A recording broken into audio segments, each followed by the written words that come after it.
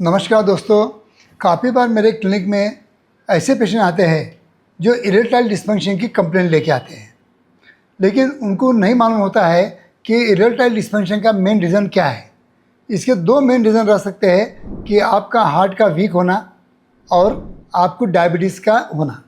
लेकिन हमारे पास जब क्लिनिक में हम हिस्ट्री लेते हैं तो बोलता नहीं डॉक्टर साहब मुझे डायबिटीज़ नहीं है, मुझे कुछ हार्ट डिसीज़ नहीं है, ऐसे कंप्लेंट करते हैं।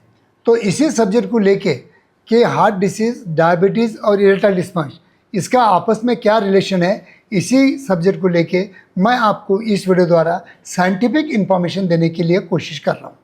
मैं हूँ doctor Umesh. As a clinical sexologist गए 40 साल से मैं प्रैक्टिस कर रहा हूँ और रियली मैं साइंस बेसिस में आपको इन्फॉर्मेशन देने की कोशिश करता हूँ और एजुकेट करने की कोशिश कर रहा हूँ। अगर मेरे वीडियो आपको अच्छे लगते होंगे तो लाइक कीजिए, शेयर कीजिए और मेरे चैनल को सब्सक्राइब कीजिए। तो दोस्तों, आज का जो हमारा सब्जेक्ट है कि नपुंसकता या इरेक्टाइल डिस्फंक्शन, डायबिटीज़ का एक वीक हार्ट का ये लक्षण हो सकता है। यस, हो सकता है कि बहुत से पेशेंट मेरे पास ऐसे आते हैं इरेक्टाइल डिस्फंक्शन के लिए, लेकिन जब मैं पूरा इन्वेस्टिगेशन करता हूँ तो उनको डायबिटीज़ भी निकलता है, उनको हार्ट डिसीज़ भी निकलता है और जब आप एंजियोग्राफी करते हैं तो उधर भी उनको प्लाक होते हैं। तो जैसे प्लाक अपने हार्ट के धमनियों में होता है, उसी तरह अपने जो पेनाइल ब्लड वेसल्स रहती है, पेनाइल आर्टरीज रहती है, वहाँ पे भी प्लाक निर्माण होने की वजह से आपको नपुंसकता आती है। क्योंकि एक बार प्लाक होने की आपकी बॉडी में टेंडेंसी हो गई तो वो प्लाक आपके माइंड में भी हो सकते हैं, आपके हार्ट के धमनियों में से हो सकते हैं, आपके कोई भी ऑर्गन के धमनियों में हो सकते हैं। तो आप इस पर बिल्कुल नज़रअंदाज नहीं करना है।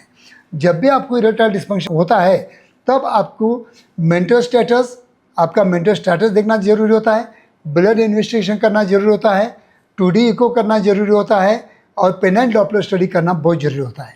क्योंकि एक इरेक्टाइल डिस्फंक्शन के जो सिम्टम होता है, ये सभी तीनों चारों जो मेजर डिजीज़ है इसके भी सिम्टम होते हैं और ये एक सिम्टम की वजह से हम मेजर बीमारी से हम बच सकते हैं। जैसे मेरे पास इरेक्टाइल डिस्फंक्शन का पेशेंट आता है, मैं उसकी ब्लड शुगर चेक करता हूँ और डायबिटीज़ निकल जाता है और डायबिटीज़ की ट्रीटमेंट चालू कर देते हैं, इरेक्टाइल डिस्फंक्शन गायब हो जाता है।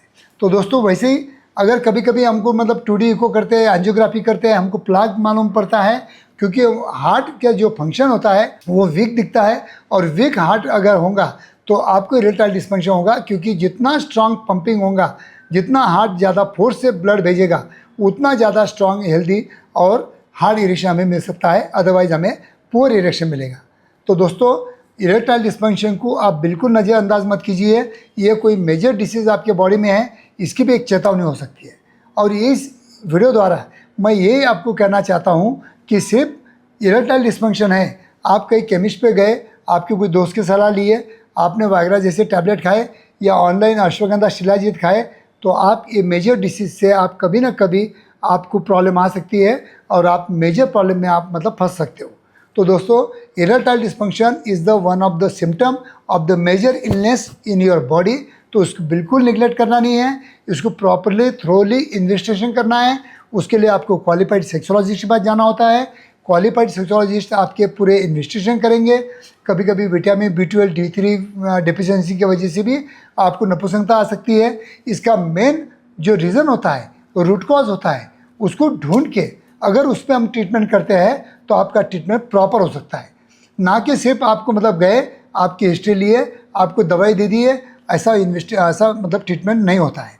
तो दोस्तों, अगर आपको साइंटिफिक और प्रॉपर ट्रीटमेंट चाहिए तो कभी भी आप मेरे क्लिनिक में आ सकते हो और प्रॉपर ट्रीटमेंट लेने की कोशिश कर सकते हो। थैंक यू दोस्तों।